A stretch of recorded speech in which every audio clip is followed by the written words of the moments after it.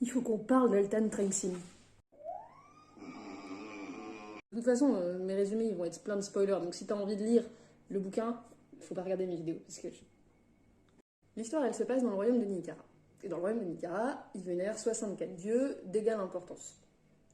Or, le principe des chamans à Nicara, c'est que tu appelles un dieu qui va du coup se joindre à toi. Le méga piège, c'est que évidemment, c'est jamais hyper cool. Tu peux pas juste appeler le dieu, vous faites des trucs ensemble et après il rentre chez lui. Le dieu, une fois qu'il a un vaisseau humain, il est en mode chaos. Et ce sera le chaos. Évidemment, le problème des gens à Nicara, c'est que les chamans, ils ont pas du tout le principe de c'est un dieu, c'est un truc vachement énorme, c'est vachement plus gros que moi, peut-être que c'est hyper dangereux. Non, ils sont juste en mode le pouvoir. Et c'est cool d'avoir du pouvoir, c'est clair, sauf qu'en fait, le problème, c'est qu'au bout d'un moment, tu deviens fou, puisque le dieu te parle tout le temps, tout le temps, tout le temps, et qui veut absolument que tu fasses juste ton truc à lui. Genre, par exemple, il y a un mec qui est possédé par le dieu du vent. Bon, son truc, c'est de faire voler des gens, quoi. C'est juste, il est là, dans le ciel. Il y a plein de scènes où il est là, juste dans le ciel, il est puis en fait, il fait voler des gens, il est là, génial, excellent moment. Donc voilà, il y a le royaume de Nicara, il y a les dieux, il y a les chamans qui deviennent fous, etc. On va arriver après à ce qui se passe quand ils deviennent fous, parce que c'est atroce. Mais il y a une île au sud du royaume qui s'appelle Spire, et sur Spire, ils vénèrent pas tous les dieux, ils en vénèrent un seul.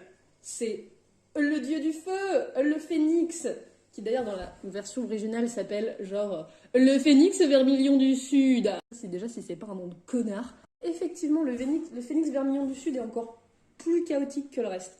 Ce qui se passe, c'est que donc sur Spire, ils vénèrent le phénix vermillon du sud, ce qui fait qu'en fait, ils peuvent prendre feu spontanément, ce qui est absolument génial. Ils peuvent aussi faire des petites flèches, ils peuvent jongler avec, enfin, vraiment, c'est hyper cool. Si jamais t'as vu Shadow and Bone, c'est un petit peu la même chose que peut faire l'héroïne avec ses petites boules de lumière, sauf que la différence, c'est qu'eux, ils foutent le fait des trucs, quoi.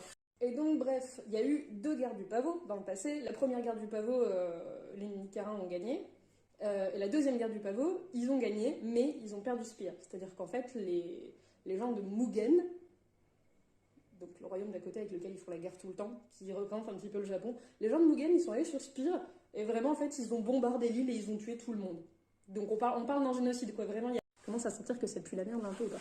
Et il s'avère que, vers l'âge de 4 ans, Altan Trenxin s'est fait enlever et qu'il s'est retrouvé dans ce labo. Et qu'ils ont fait des expériences sur lui. Ils ont fait des expériences sur dégueulasses. Bon, déjà, ils sont atroces parce que faire des expériences sur des gens, c'est pas bien. Je pense qu'on est tous d'accord sur le principe que faire des expériences sur des gens, c'est pas bien, surtout quand ils sont vivants. On a affaire à un enfant de 4 ans qui est régulièrement torturé et qui accroît à l'opium. C'est-à-dire que, genre, l'addiction à l'opium, c'est un vrai problème à Nicara. C'est vraiment un truc, genre.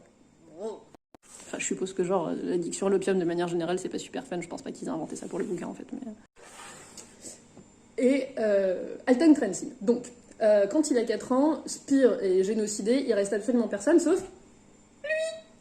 Du coup, il se fait récupérer par des Nicara qui le ramènent et qui, en fait, dès son plus jeune âge, dès que les moments où il récupère, vont se servir de lui comme d'une arme. Parce qu'un Spirly, c'est un guerrier, genre, top quoi. Avant, ils en avaient des armées entières. Comment ils arrivaient à gérer des armées de mecs moitié fous qui peuvent se foutre en feu? Eh ben, ils leur donnaient de l'opium! Donc, les Nicara récupèrent Altan Trenxin, ils l'élèvent toute sa vie comme une arme, ils le maintiennent accro à l'opium, mais genre, en secret, ça se voit pas trop. Et au fur et à mesure que t'avances dans l'histoire, en fait, tu comprends que, notamment le phénix vermillon du Sud, là, la façon dont il se connecte à toi, c'est par la colère. Et plus t'es en colère, plus tu peux appeler le dieu facilement. Et il s'avère que genre Altan, il a pas besoin de prendre des drogues, il a pas besoin de se mettre dans un état d'esprit particulier comme la plupart des chamans. Altan, il fait ça, il a du feu, quoi. Et genre tout le bouquin, Rin, elle se dit, mais qu'est-ce qui est arrivé à ce mec pour qu'il soit vénère constamment tout le temps? Un génocide. Un génocide. Altan Trenxin va pas bien, et genre maintenant, moi non plus, en fait. Donc là, j'ai commencé à parler d'Altan Trenxin, et après, on va rentrer dans un sujet sérieux. C'est la guerre!